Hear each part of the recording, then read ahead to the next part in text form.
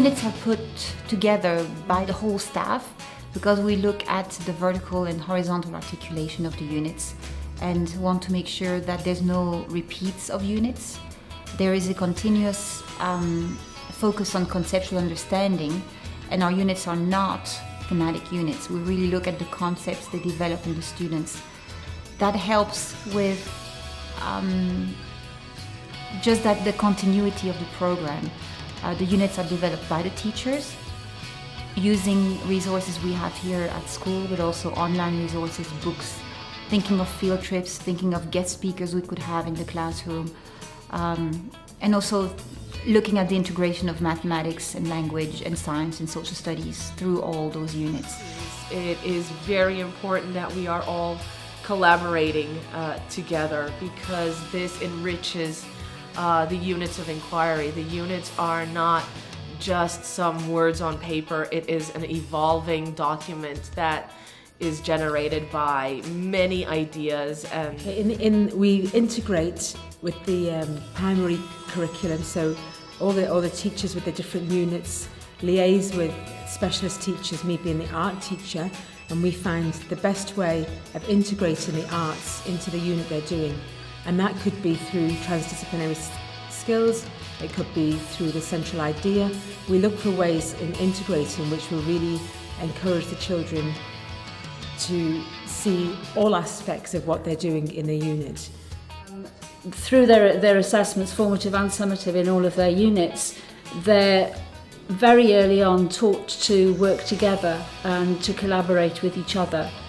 Well, I really like it because we can work in groups and work together, even with the afternoon activities. There's quite a few assessments. There's the pre-assessment, which is when we start our unit. We do that so the teacher can see what we already know. And so we answer a few questions and it shows the teacher what we already know about the topic. There's formative assessments, which is where we're in the middle of our unit and she's assessing what we've learned. We do group work and learn about the unit. And then we do the formative assessment, which we do it in groups, which helps the teacher know most of the things that we learned, but with the group. And then we are drawing under our tables for Da Vinci, and we're researching about artists, and we're making other pictures about artists. We do buddies, we learn with the year ones, and they're doing memories, so it's kind of how they've changed, and we're doing changes, so it kind of clicks in, and we're doing something with it. And it's we do it all clicks into each other. So. And the summative assessment, which is the final assessment, which is where she's figuring out that she's making sure that we've learned all that we need to know. We do the summative assessment, which helps the teacher know all that we've learned alone from the whole unit. We're doing changes for our unit of inquiry, so we had to do a creative story. That was what we had to do, and then we could choose out of our tic-tac-toe board and 2 other things. So I chose an art piece, which is something about our unit, our central idea, and then I also chose a math timeline. So for our unit of inquiry, we can do something related to it, like a summative assessment on, for example, we have a unit of inquiry about role models, and we can do a PowerPoint or a poster or template. We're also doing a summative right now. So, for example, I'm doing a PowerPoint about the nervous system, and I have to include a lot of information and detail about the nervous system and how it works. For my summative, I am making a sculpture, and we need to write a poem about it too.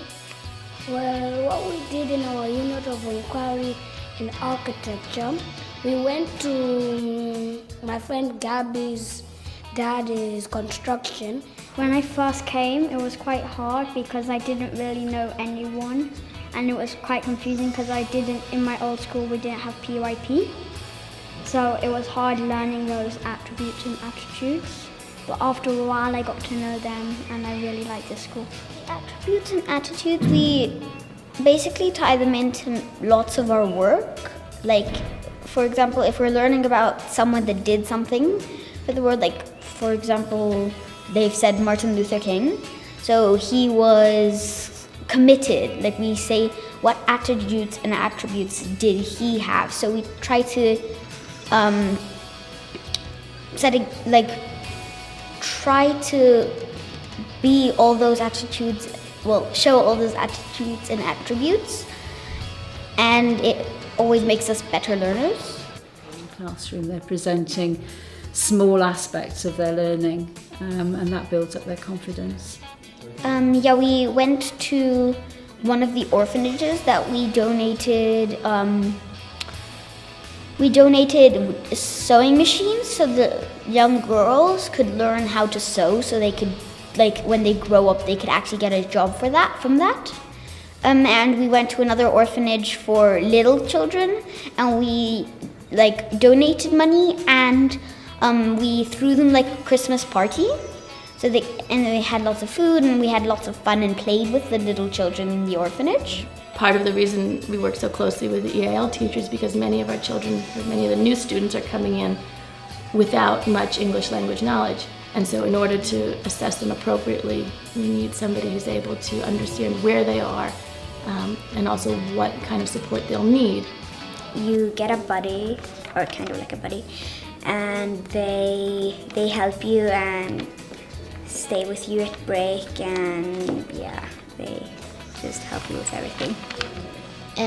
I went to Mrs. O'Donoghue, and then I learned a little bit of English.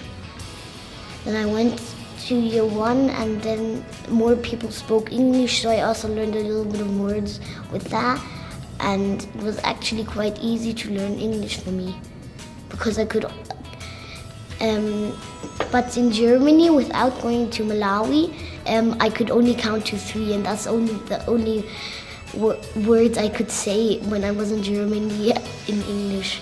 And I learned English by just listening to other people speaking during class and in break. If I didn't really know what to say or didn't say something right, they helped me to say the right thing.